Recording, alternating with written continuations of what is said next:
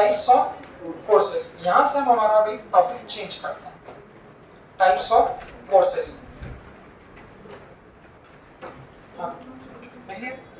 चलिए सुने,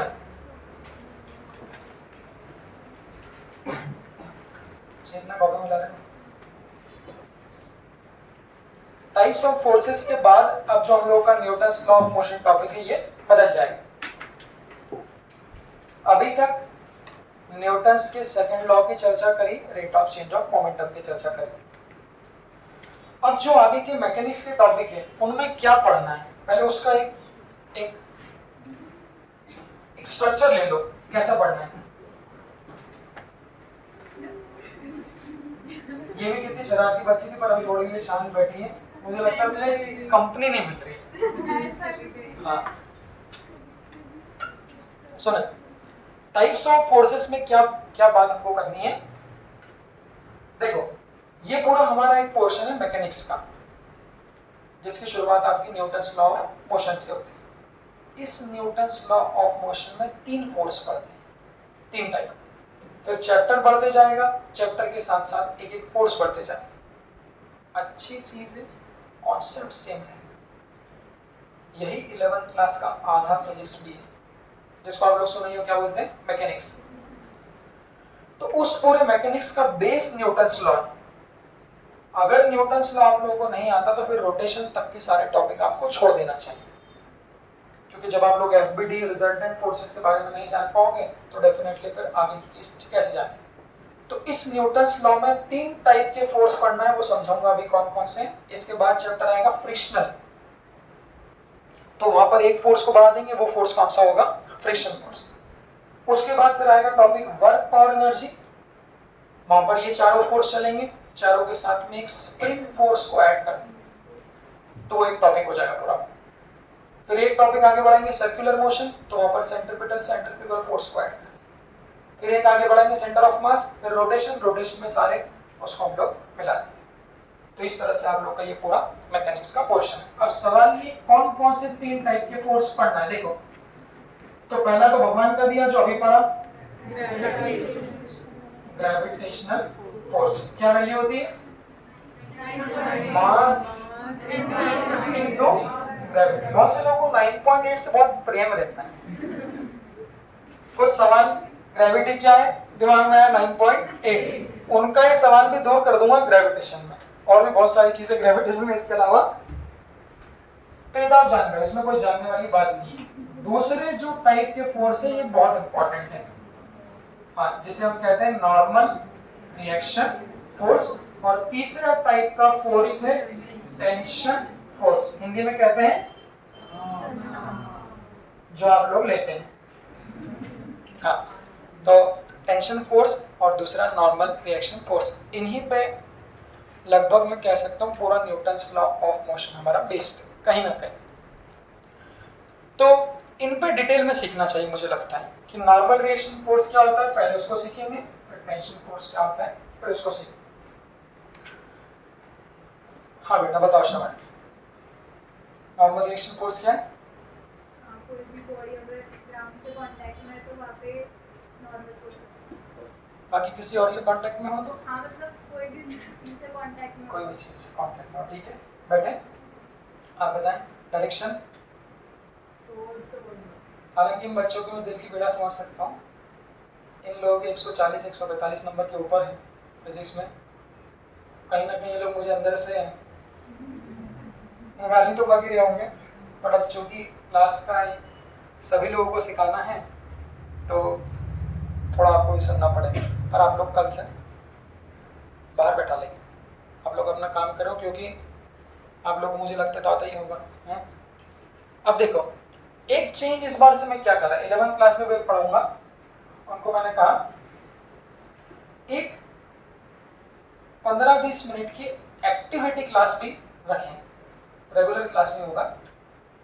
अब ये एक्टिविटी क्या, जैसे कि चूंकि पूरा मैकेनिक्स प्रैक्टिकल, समस्या ये कि आदमी उसको वैसे ही सुन रहा है जैसे केमिस्ट्री बायोलॉजी को सुन रहा है या केमिस्ट्री को सुन रहा है खास तौर पे, उसको लग रहा है सर कोई ऐसी बात बता रहे हैं जो हाइपोथेटिकल है, और हाँ भाई आप लोग एज्यूम नहीं कर सकते। क्या टॉपिक चल रहा है? मोल।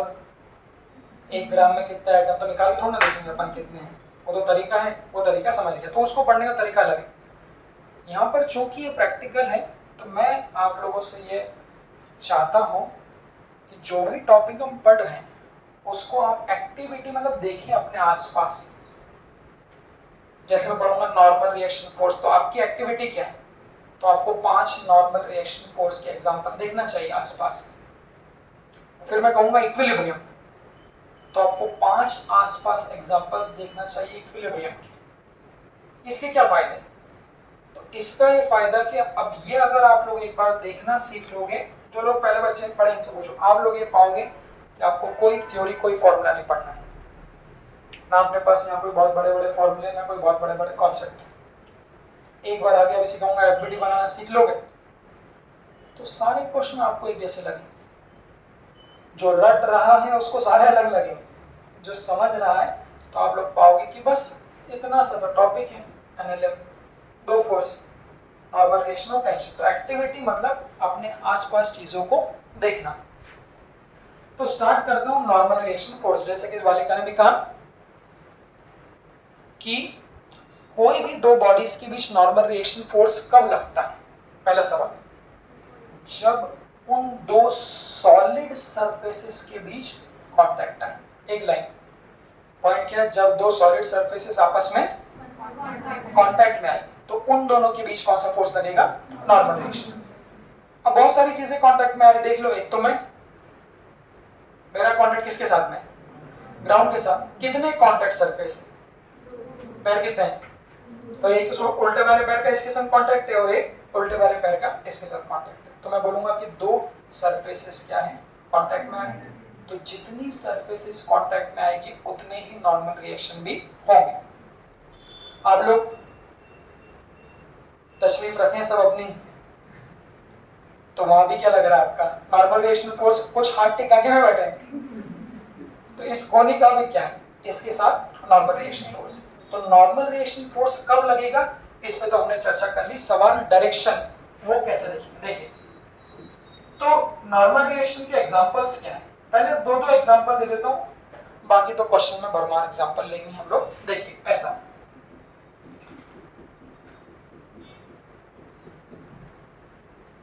जो कि फिजिक्स में 2 ब्लॉक सिस्टम 3 ब्लॉक सिस्टम ही लगभग सारे क्वेश्चंस मिलेंगे, तो एग्जांपल भी वही लेता है।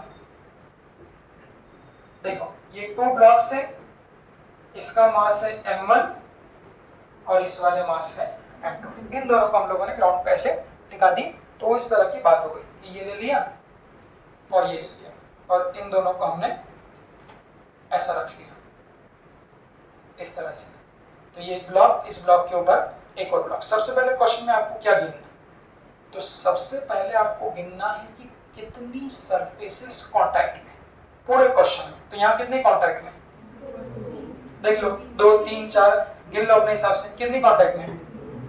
कांटेक्ट समझ रहे हो ना, किस किस के बीच कांटेक्ट हो भाई? देखो क्या इस m1 m2 के बीच दिख रहा है? तो एक कांटेक्ट हो गया, दूसरा m1 और ग्राउंड के बीच, तो ये 2 कांटेक्ट हो गए, तीसरा क्या दिख रहा है? अब सवाल, क्या इस m2 और ग्राउंड के बीच कोई कांटेक्ट है क्या? नहीं। तो भाई सवाल क्या, जितने कांटेक्ट सरफेस होंगे उतने ही क्या होंगे? Normal reaction. तो अब पेन देखना, एक बार देख लो फिर आगे आपसे पूछूंगा। तो स्टेप बाय स्टेप चलते हैं।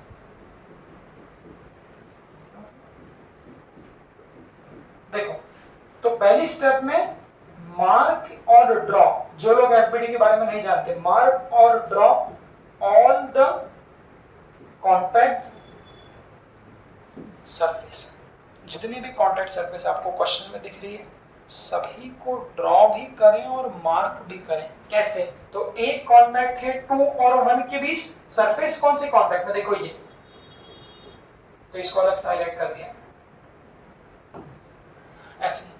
तो ये हमारी हो गई कॉन्टैक्ट सरफेस किसके बीच? m2 और m1। दूसरा इन दोनों के बीच देखो कौन सी है? यहां से आता के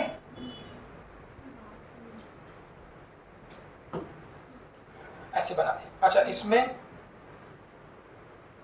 समस्या डायरेक्शन की और बारीकी से देखने की। क्योंकि फॉर्मूला कुछ भी नहीं है भाई। नॉर्मल रिएक्शन की डायरेक्शन देखना, टेंशन की डायरेक्शन लिखना, F बराबर m लिख देना, बस यही बात है। इसलिए ध्यान से देखना। तो पहली स्टेप में mark on the contact surface, क्योंकि नॉर्मल रिएक्शन बोल रहा हूं तो इस नॉर्मल रिएक्शन फोर्स का सिंबल होता है N। कुछ बुक्स में, स्कूल बुक्स में R लिख देते हैं, बट हम लोग इस्तेमाल कौन सा करेंगे, N। अब देखो, तो हमने बोला चूंकि दो कांटेक्ट सरफेस है तो नॉर्मल रिएक्शन फोर्सेस भी दो होगी, तो उसको नाम क्या देंगे, तो एक को नाम देंगे N1 और एक को नाम देंगे N2। आप स्वतंत्र हैं, जिसको आपको N1 बोलना उसको N1 बोल देना, जिसको आपको N2 बोलना है उसको N2 बोल देना। तो यहाँ पर मार्क कैसे कर रहा हूं देखना, ये तो इन दोनों के बीच लगने वाला नॉर्मल रिएक्शन फोर्स को N1 बोल दो, आप N2 भी बोल सकते हो, और इन दोनों के बीच लगने वाली नॉर्मल रिएक्शन फोर्स को N2 बोल दो। तो ये पहली पहचानी कि कितने कांटेक्ट है उसके कारण उतनी नॉर्मल रिएक्शन। दूसरी बात जो आपको जानना है वो ध्यान रखना, वो ये कि डायरेक्शन किधर, क्योंकि वही फोर्स वेक्टर क्वांटिटी, अगर वो वेक्टर क्वांटिटी तो आपको उसको डायरेक्शन देनी पड़े, तो डायरेक्शन किधर उसको दिमाग में घुमाना। तो वो कह रहा हूं, तो नॉर्मल रिएक्शन की डायरेक्शन हमेशा कांटेक्ट सरफेस के परपेंडिकुलर होती है और उसको डबल एरो से रिप्रेजेंट करते हैं। इस बात को दिमाग में घुसा। तो नॉर्मल रिएक्शन हमेशा कांटेक्ट सरफेस के परपेंडिकुलर होती है और रिप्रेजेंट किससे करते हैं, डबल एरो। अब वो कैसा देखना, फिर एक दो बनाऊंगा तो धीरे धीरे आप लोग खुद भी बना लेंगे। देखो, तो हमने बोला पहली कांटेक्ट सरफेस ये पिंक वाली, इसके बीच की नॉर्मल रिएक्शन को N1 बोल, तो इन दोनों के बीच जो N1 की डायरेक्शन है देखना वो कैसे बनेगी।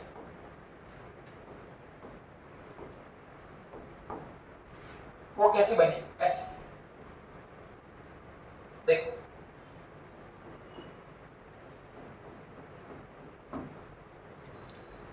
ये देखना।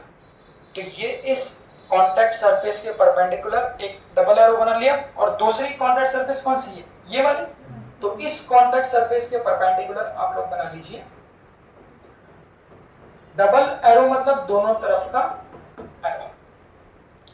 तो ये जो ऊपर वाला ब्लू कलर का एरो आप देख रहे हो, ये पहली वाली नॉर्मल रिएक्शन N1 की डायरेक्शन को दर्शाते हैं, मतलब N1 की डायरेक्शन ऐसी है। अब इसको बैठा रहा हूं देखना, ये नाम बताने के लिए थे, मतलब N1 की डायरेक्शन ऐसी देखना, इस पे ऊपर और इस पे नीचे। ऐसे ये जो N2 की डायरेक्शन है, इस पे किधर है, ऊपर, और इस पे किधर है, नीचे। ये कौन से नंबर का ब्लॉक था, 1 वही था ना, और ये वाला कौन से नंबर का ब्लॉक था, 2। देखो ऐसे बनाते हैं। स्टेप क्या है, कोई लिखने की जरूरत नहीं, सिर्फ दिमाग में बैठा लेना स्टेप बाय स्टेप।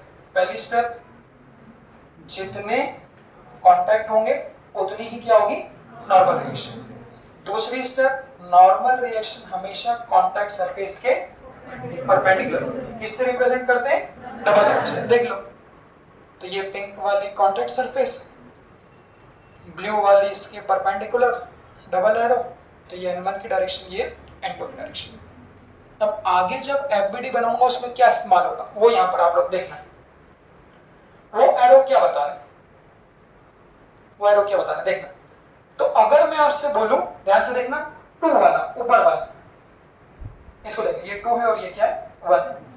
तो अगर मैं आपसे बोलूं कि N1 मतलब पहली वाली नॉर्मल रिएक्शन देखो किस किस पे लग रही है, किस किस पे, तो ये N1 किस पे लग रहा है, ये ऊपर मतलब किस पे लग रहा है, ये ऊपर एरो मतलब किस पे लग रहा है भाई, 2 पे, और नीचे एरो मतलब किस पे लग रहा है, 1 पे। जो आप कहते हैं न्यूटन्स का थर्ड लॉ क्या है, एक्शन रिएक्शन। तो मैं अगर इस टेबल पे खड़ा हूं, तो मैं कुछ फोर्स किस पे लगा रहा हूँ, टेबल पे, तो टेबल भी कुछ फोर्स मुझ पे, तो मैं जो टेबल पे लगा रहा हूँ वो किधर है, ऊपर है कि नीचे, तो मैं टेबल पर नीचे लगा रहा हूँ तो टेबल मुझ पर। तो जो आप बचपन से रटे जाए हैं एक्शन रिएक्शन, वो एक्चुअल में कैसे न्यूमेरिकल में इस्तेमाल होती है वो ये कहानी। तो डबल एरो बनाने का मतलब क्या है कि अगर ये नॉर्मल रिएक्शन N1 इस ऊपर वाले ब्लॉक पर ऊपर लग रही है तो वही नॉर्मल रिएक्शन इस ब्लॉक पे किधर लग रही है, नीचे पे। तो ये 1 ने 2 पे लगाया तो ये 2 ने किस पे लगा दिया, 1 पे लगा दिया। ऐसे ये नॉर्मल रिएक्शन N2, एरो देखो, एरो देखो, ये N2 का एरो देखो, तो ये N2 ऊपर किस पे लग रही है, हाँ ऊपर किस पे लग रही है, 1 पे। तो ये कौन लगा रहा है ऊपर, उसको ऐसे बोलो, हाँ सरफेस मतलब ग्राउंड बोलते हैं। तो ये ग्राउंड इस 1 वाले ब्लॉक पर किधर लगा रहा है, ऊपर, तो ये ब्लॉक ग्राउंड पे किधर लगा रहा है, नीचे। तो ये डबल एरो बनाने का मतलब ही है कि वो एक्शन रिएक्शन पेयर है। अब मेरा सवाल, फिर इसका भी एग्जांपल और दूंगा 5 मिनट में, तो आप लोगों के दिमाग में और पिक्चर क्लियर हो जाएगी। मेरा सवाल ये है कि 2 वाले ब्लॉक पे कितने नॉर्मल रिएक्शन लग रही है, 2 ऊपर वाला, एरो देखो, सिर्फ एरो देखना कौन कौन सा रहा है, 2 वाला मतलब ये ऊपर वाला, ये वाला। तो इस ऊपर वाले ब्लॉक पर देखो सिर्फ कौन सी नॉर्मल रिएक्शन लग रही है, N1। आप बताइए क्या इस ऊपर वाले ब्लॉक पे ये लग रही है क्या, ये N2 किसके बीच की, ग्राउंड और 1 के बीच, और ये N1 किसके बीच की, 2 और किसके बीच, 1 के बीच। तो अगर मैं बोलूं कि इस ऊपर वाले ब्लॉक पर, अपर वाले ब्लॉक पर कितनी नॉर्मल रिएक्शन लग रही है, तो सिर्फ N1। अब इसको देखो, इसको मतलब बीच वाले को, इसको मतलब ये नीचे वाले 1 वाले ब्लॉक, 1 वाले ब्लॉक पे कौन कौन से एरो आ रहे हैं वो देखो, सब लोग विचार कर। तो इस 1 वाले ब्लॉक पे देखो, तो इस 1 वाले ब्लॉक पे N1 किधर आ रहा है, नीचे, और N2 किधर आ रहा है, ऊपर। मतलब इस 1 वाले ब्लॉक पर कितनी नॉर्मल रिएक्शन लग रही है, 2। उस ऊपर वाले ब्लॉक पे कितनी लग रही है, 1। अगर मैं पूछूं ग्राउंड पे, एरो देखो, तो ग्राउंड पर सिर्फ N3 लग रहा है, वो N3 सॉरी ठीक है, N2 लग रहा है, ये N2 किधर आ रहा है हमारा, नीचे। अब मेरा सवाल, क्या इस ग्राउंड पर N1 लग रहा है क्या, देखो अच्छे से सब लोग, इस ग्राउंड पर, तो इस ग्राउंड पर सिर्फ कौन सी लग रही है हमारी, N2 लग रही है, ये देखो ऐसे। अब इसी में मैं एक ब्लॉक और बढ़ा रहा हूं, फिर उसके बाद हमको क्वेश्चन तो बहुत सारे करनी है, थोड़ा सा एक आइडिया आपको हर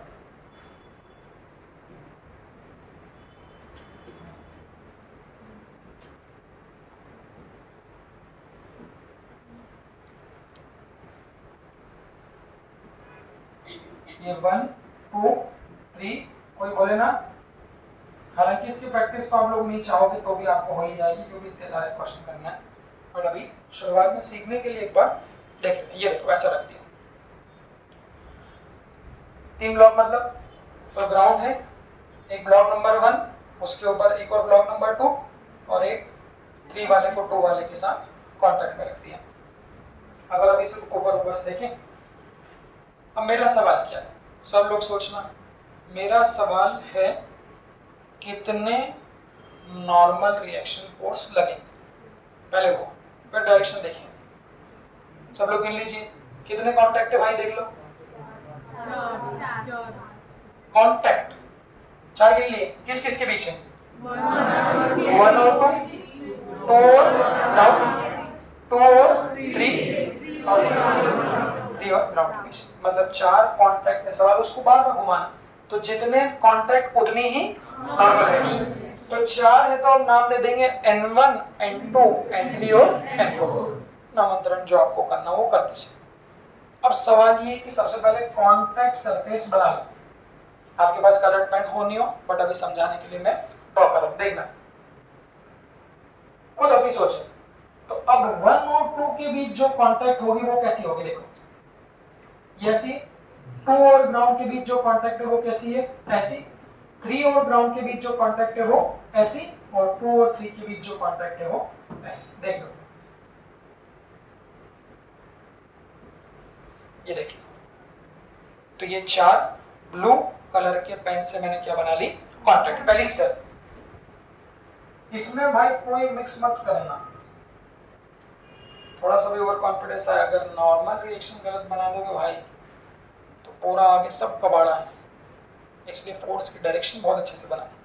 तो ये 4 नॉर्मल रिएक्शन, 4 कॉन्टैक्ट बना ली, ठीक है। अब सेकंड स्टेप और उसको सीखते, मैंने बोला नॉर्मल रिएक्शन हमेशा क्या होती है, कॉन्टैक्ट सरफेस के परपेंडिकुलर, उसको रिवाइज करो। कांटेक्ट सरफेस के परपेंडिकुलर रिप्रेजेंट किससे करते हैं? Double arrow. मतलब 4 डबल एरो बना दो और वो चारों कांटेक्ट सरफेस के परपेंडिकुलर होना चाहिए। तो 1 और 2 के बीच कांटेक्ट सरफेस ये वाली, तो एक एरो बना दिया ऐसा। कलर चेंज कर रहा हूं, देखना, देख लो, ये परपेंडिकुलर भी और डबल एरो। अब हमने बोला तो 2 और 3 के बीच कांटेक्ट ऐसा है, तो इसके परपेंडिकुलर डबल एरो बना दिया ऐसा। 3 और ग्राउंड के बीच कांटेक्ट सरफेस ब्लू वाली है, इसके परपेंडिकुलर डबल एरो बना दिया ऐसा। चौथा 2 और 3 के बीच कांटेक्ट कैसा बनेगा? 2 और 3 के बीच कांटेक्ट कैसी है? ऐसी, तो डबल एरो हमेशा कैसा होगा? उसको रिवाइज करना है, perpendicular to the contact surface represented by double arrow. तो अब कांटेक्ट सरफेस ऐसा है, तो इसके परपेंडिकुलर ऐसा। ये उन 4 नॉर्मल रिएक्शंस की डायरेक्शन है। अब इसको नामांतरण कर दो। तो नामांतरण क्या? जो आपकी इच्छा हो वो स्वतंत्र हो। N1 ये N1 ये वाला एरो, ये वाला एरो, N2 आप स्वतंत्र हो जिसको नाम देना है। ये N3 और ये वाला देखना, ये वाला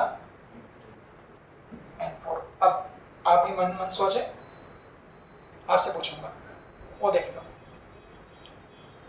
फिर इसी को मैं अब भी कह दूंगा। ये तो मैंने था, देख लिया।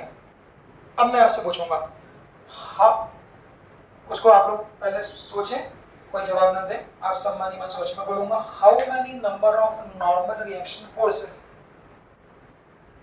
कितनी नॉर्मल रिएक्शन फोर्स फर्स्ट वाले ब्लॉक पे लग रही है? कोई बोले ना, फर्स्ट वाले ब्लॉक पे एरोस देख लो, फर्स्ट वाले ब्लॉक पे, थर्ड वाले ब्लॉक पे, कोई बोले ना, देखते चले। थर्ड वाले ब्लॉक पे how many normal forces are there on the block third along with the direction, direction भी आप लोग देंगे। And how many normal reaction forces are there on the block 2 with direction, देख लो सब लोग। बस अगर ये डायरेक्शन देखना सीख जाओगे तो आप मानिए कि आगे जो FBD मेन हमारे काम है वो भी हो ही गए। चलिए तुम बताओ। हाँ भाई आप बताइए बेटा, इस पे कितनी नॉर्मल रिएक्शन है? फर्स्ट वाले पे एक है, किधर डायरेक्शन है? अब देख लो एरो, अभी भी किसी को शंका हो तो देख लेना एरो। तो इस वाले ब्लॉक पर सिर्फ एक ही नॉर्मल रिएक्शन आ रही है, कौन सी? N1, वो भी किधर आ रही है? तो फर्स्ट वाले ब्लॉक पर नॉर्मल रिएक्शन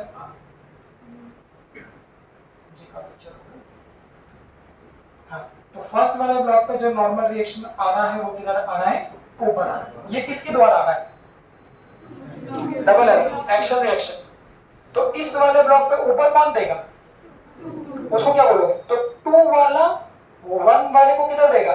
ऊपर। तो 1 वाला 2 वाले को किधर देगा? नीचे। यही एक्शन रिएक्शन पेयर। तो अगर इस पे बात कर रहा हूं तो सिर्फ एक ही नॉर्मल रिएक्शन आ रही, वो किधर है? ऊपर। फिर अब इसको मैं अलग अलग बना लूं, उसी को बुक्स में FBD बोलते हैं। ऐसे आप इस पे देखो, इस पे सब लोग देख ली कितनी आ रही है? 2 नॉर्मल रिएक्शन है, कौन कौन सी है? नाम N4 और N3। डायरेक्शन देखना, तो 3 वाले पे ऊपर, ये ऊपर किससे आ रही है? तो ग्राउंड वाला इसको ऊपर दे रहा है, तो ये ग्राउंड को नीचे दे रहा है।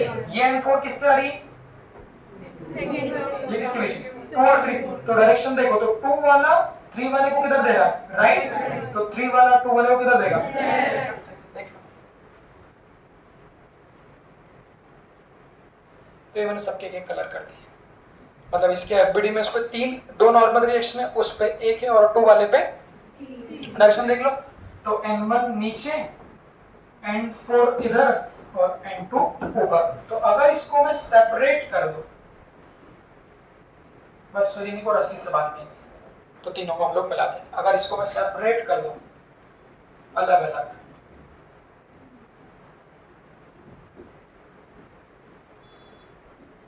अभी इनमें ग्रेविटेशन फोर्स नहीं लगा है, अभी इंडिविजुअल सबको अलग अलग पढ़ रहा हूँ। कल के टॉपिक में हम लोग सबको एक साथ फिर मिला देंगे। तो नॉर्मल रिएक्शन देख लो, सब लोग अलग से कैसे बना रहा हूँ देख लेना, उधर से रेफरेंस लेना। तो N1 इस पे ऊपर लग रहा है, N1 ही इस पे नीचे लग रहा है। इधर से नीचे देखना तो ग्राउंड से N2 ऊपर लग रहा है, ग्राउंड पे N2 नीचे लग रहा है। इधर से ये N3 इस पे नीचे लग रहा है तो ग्राउंड पे N3 नीचे, इन दोनों के बीच में ये N4 लेफ्ट में, ये सॉरी राइट में, तो ये कहलाएगा F। अब सुना ध्यान से, FBD जिसका फुल फॉर्म वो लोग कहते हैं फ्री बॉडी डायग्राम।